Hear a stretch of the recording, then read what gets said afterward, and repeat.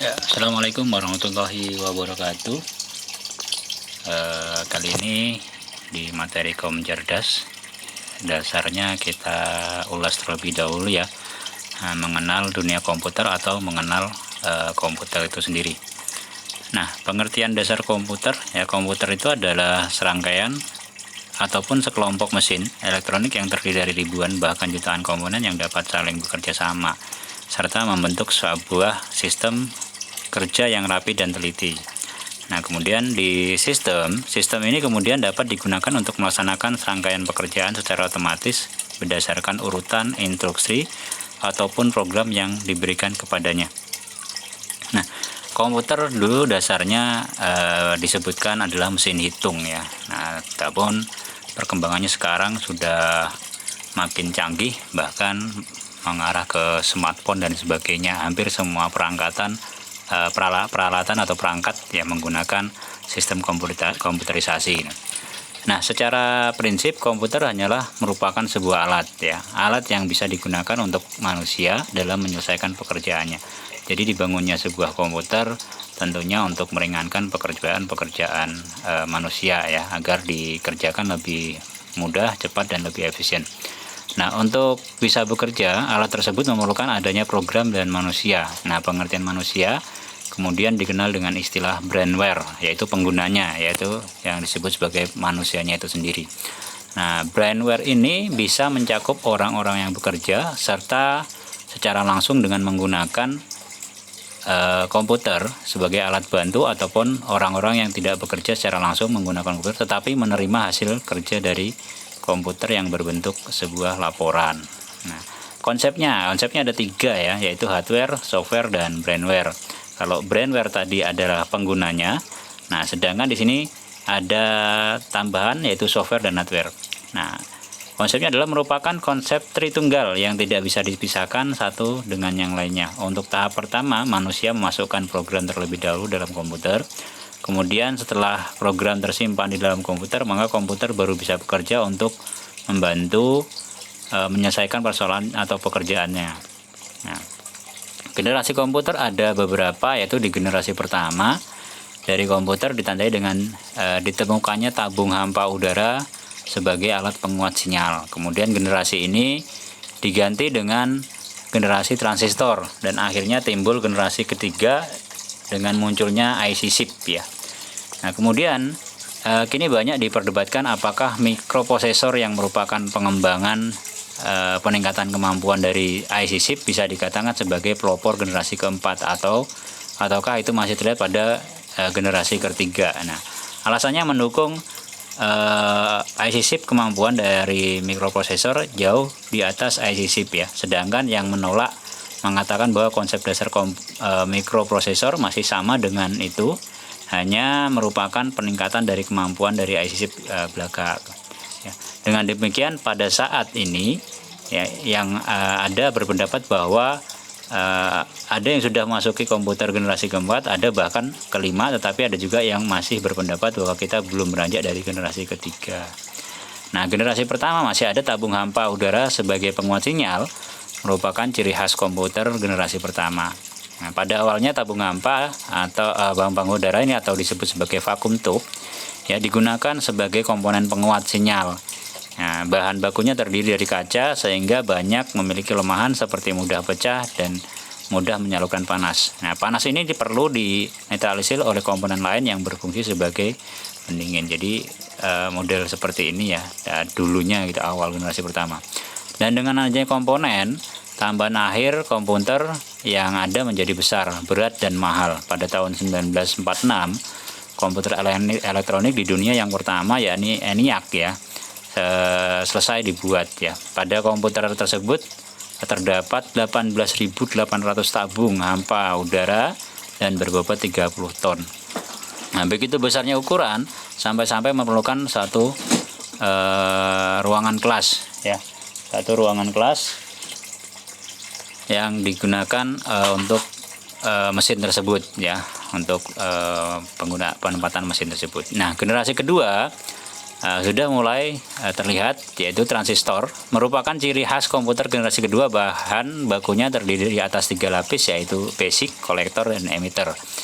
Nah, transistor merupakan singkatan dari transfer resistor, yang berarti dengan mempengaruhi daya tahan antara 2 dari 3 lapisan, maka daya resistor yang ada pada lapisan berikut dapat pula dipengaruhi. Nah, ini bentuk transistor.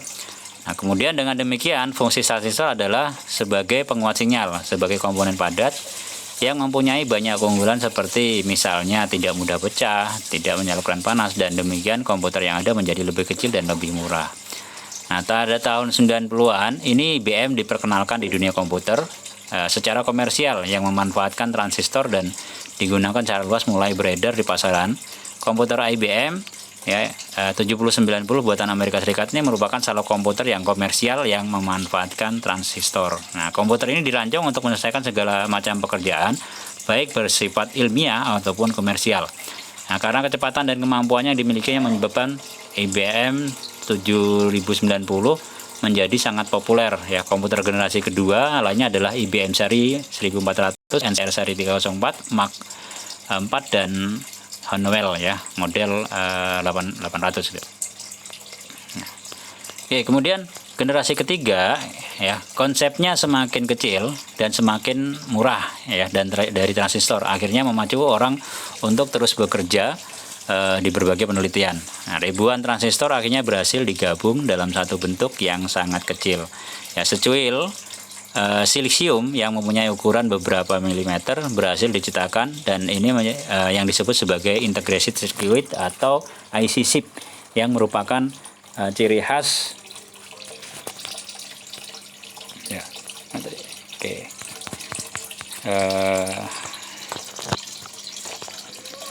sebentar, baterainya ngedrop nih generasi IC chip tadi. Nah, ini dan inilah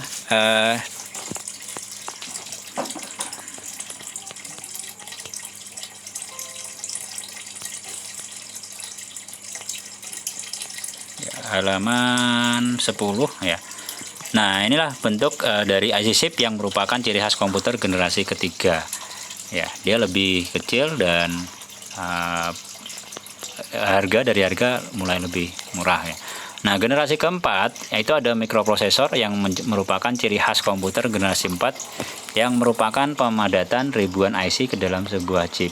Karena bentuknya semakin kecil dan kemampuannya yang semakin meningkat, harga yang ditawarkan juga semakin murah. Kemudian mikroprosesor merupakan awal kelahiran komputer personal atau PC Nah, pada tahun 1971 Intel Corporation kemudian mengembangkan mikroprosesor pertama seri 4004 Nah, kemudian IBM mengeluarkan personal komputer PC pada sekitar tahun 1981 seperti yang nampak pada gambar di bawah ini, dengan menggunakan operating system MS-DOS 16 bit.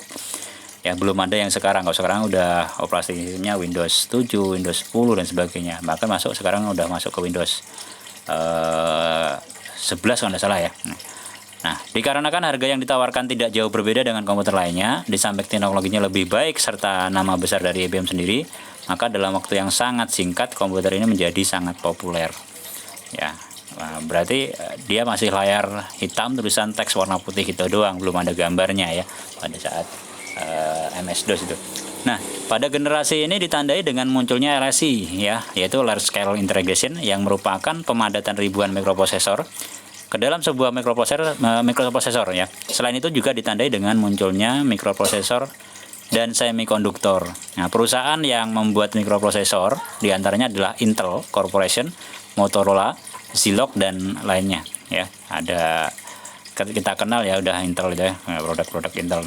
Dipasarkan bisa kita lihat adanya dengan mikroprosesor Intel dengan model 4004, 8088, 80256, 80356, dan Intel Pentium, generasi Pentium. Nah, karena sekarang udah Intel Core Intel Core Nah, kemudian komputer apapun jenisnya memiliki satu peralatan yang disebut sebagai input, central processing unit, output, dan eksternal Nah,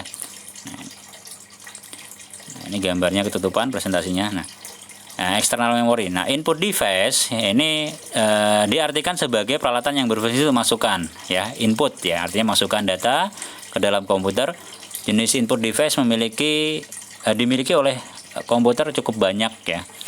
Nah, kemudian ada output. Nah, output ini keluaran yang diartikan sebagai peralatan yang berfungsi untuk mengeluarkan hasil pemrosesan atau pengolahan data yang berasal dari CPU ya ke dalam suatu media yang dapat dibaca oleh manusia ataupun dapat digunakan untuk penyimpanan data hasil dari sebuah proses. Nah, jenis output device yang dimiliki komputer cukup banyak ya. Kemudian ada yang disebut sebagai external memory. Nah, external memory diartikan sebagai memori yang berada di luar CPU, juga disebut sebagai secondary storage ya, atau penyimpanan kedua, ataupun backing storage ya, ataupun memori cadangan yang berfungsi untuk menyimpan data dan program. Data dan program yang tersimpan di dalam external memory agar bisa berfungsi, data program tersebut harus dipindahkan terlebih dahulu ke dalam internal memory. Jenis external memory juga cukup banyak gitu ya.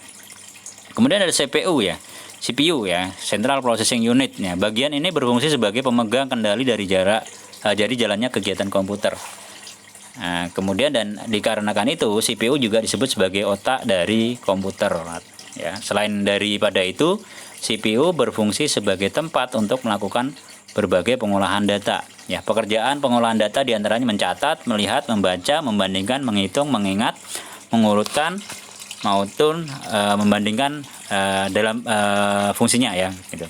Nah, dalam bekerja, fungsi dari CPU terbagi menjadi beberapa, yaitu ada internal memory atau main memory, berfungsi untuk menyimpan data dan program. Kemudian ada ALU ya, arithmetic logical unit, untuk melaksanakan berbagai macam perhitungan. Ada CU ya, CU control unit, bertugas untuk mengatur seluruh operasi komputer. Nah, kemudian ada pengertian data dan informasi. Data adalah suatu yang belum mempunyai arti bagi penerimanya dan masih memerlukan adanya satu pengolahan ya, atau adanya sebuah proses ya. Kemudian data bisa berlanjut suatu keadaan, gambar, suara, huruf, angka, matematika, bahasa ataupun simbol-simbol lainnya yang bisa kita gunakan sebagai bahan untuk melihat lingkungan objek kejadian ataupun satu konsep. Nah, informasi yang merupakan hasil pengolahan dari sebuah model, formasi, organisasi atau suatu perubahan bentuk dari yang memiliki nilai tertentu dan bisa digunakan untuk menambah pengetahuan bagi yang menerimanya. Nah, dalam hal ini data dianggap sebagai objek informasi ya, yaitu suatu subjek yang bermanfaat bagi penerimanya. Informasi juga disebut sebagai hasil dari pengolahan ataupun pemrosesan data ya. Nah, sampai di sini penjelasan yang singkat. Nanti jika ada yang mau ditanyakan silahkan di kolom komentar ya. Kita saling berbagi. Mudah-mudahan gambaran ini bisa menjadi pengetahuan tambahan di bidang komputer. Ya, kurang lebihnya terima kasih atas waktunya dan jangan lupa subscribe channel ini agar kami bisa memberikan karya-karya terbaru dan ilmu-ilmu yang lebih bermanfaat bagi teman-teman di Dumai ya. Terima kasih. Assalamualaikum warahmatullahi wabarakatuh.